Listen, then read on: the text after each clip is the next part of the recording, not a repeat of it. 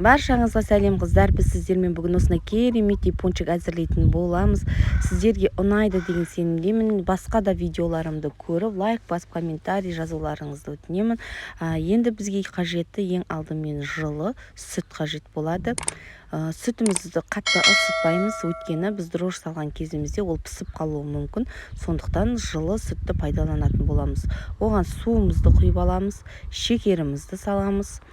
Екеуін кішкене араластырып, енді дрожжымызды саламыз. Осы кезде дрожжымыз кішкене апарып болғанша күтеміз. Енді бізге жұмыртқа қажет. Сыбыр категориясында 2 жұмыртқа алдым мен. Сол жетіп қалады. Енді осы 2 жұмыртқамызды салып, кішкене бір жұмыртқамызды араластырып жібереміз. Жаңа айтқанымдай, сүтіміз қатты ыстық болмауы керек. Осы кезде майымызды да құйып жібереміз, еріген сары майымызды. Енді бізде әдемі болып дрожжымыз араласып кетті.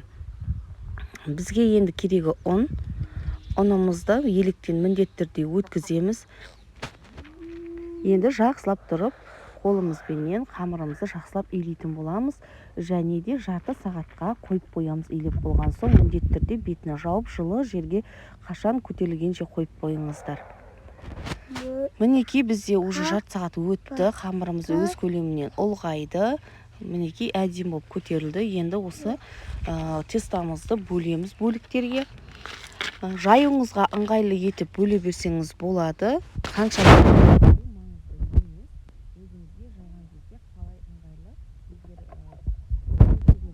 болса, көп бөліктерге бөлсеңіздер болады осылай. Енді жақсылап зуалалап, барлығын қойып қоямыз.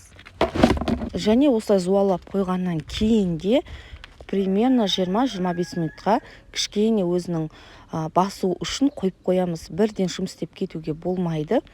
Шамалағаны жақсы болады. Біздің қамырымыз тұрды. Кішкене енді жұмыс істеуді бастаймыз. Жұқалығын тым қатты жұқа, не тым қатты қалың етіп жаюға болмайды. Дәл осылай біз мысалға шелпек пісіреміз ғой, дәл сондай бауырсақ пісірген кезімізде дәл сондай қалыңдығын дәл сондай етіп кессек болады. Мінекей мен қазір жайып жатырмын. Қамырымызды байқап тұрсаңыздар, бір тым қатты, бір сойық, не болмаса тым қатты болып тұрған жоқ, орташа болып тұр. Сондықтан дәл осылай бауырсақтың қамыры сияқты осылай жайып аласыздар. Енді бізге домалақ көлемді вырубка қажет болады. Мен үлкендеуін алдым. Үлкендеу әдемі көрінеді. Және осылай торттың насаткасын алдым. Осылай бірінші домалақ етіп барлығын ойып аламыз. Мінекей. Қалған тесталарды тағы да қайтадан илеп, қайтадан жасай беруге болады. Енді біз торттың насаткасын алып, осының ортасынан тағы да бір ойып аламыз. Яғни кольцо қалу үшін. Кез келген насатка емес, үлкен көлемдегі вупипайдың насаткасы сияқты үлкендеу насаткалар қажет болады бізге. Мінекей барлығын біз ойып алдық. Енді осылай тақтайшамызға барлығын қойып, біз кішкене тағы да 20-25 минутқа қойып аламыз. Кішкене көтерілу қажет бізге. Бірден пісіріп кетуге болмайды. Міндетті түрде настойка қойып алғанымыз дұрыс болады. Оған дейін біз майымызды қыздыра береміз, сонан соң пісіре бастаймыз. Менде қамырым уже тұрды, мінекей. Тесті кішкене болсын көтерілді. Енді пісіруді бастаймыз. Майымызды қыздырып алдық. Енді міне алғашқыларын салып жатырмын. Бірінші бір бетін, екінші жағын сосын аударып осылай пісіріңіздер. Бірден қызармай тұрып аудармаңыздар. Әптен қызарып екінші беті, сонан соң барып екінші бетін ауыстырыңыздар. Мінекей осындай домалақ болып, әдемі болып піседі. Мінекей осылай кезегімен барлығын осылай пісіріп аламыз. Мен сізге тағы да мінекей біреуін пісіріп көрсетіп жатырмын. Ешқандай қиындығы жоқ, тек қана екі бетін кезектесіп ауыстырып пісіріп аламыз. Мінекей барлығын пісіріп алдық. Енді пергамент қағазының бетіне осылай қойып қоямыз.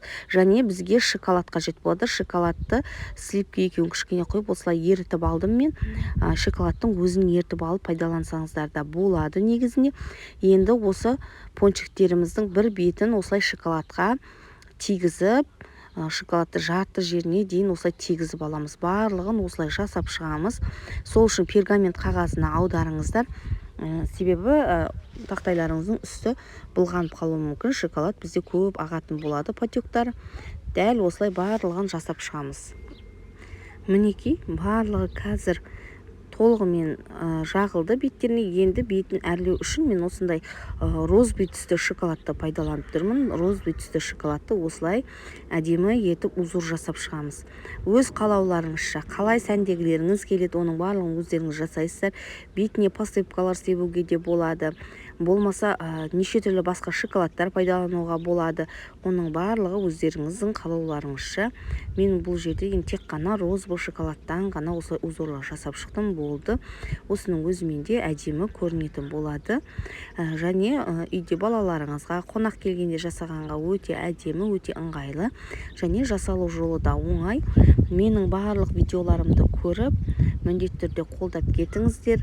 Сіздерге ұнап жатса, келесіде сіздерге арнап тағы да керемет неше түрлі рецепттерді шығаратын боламын.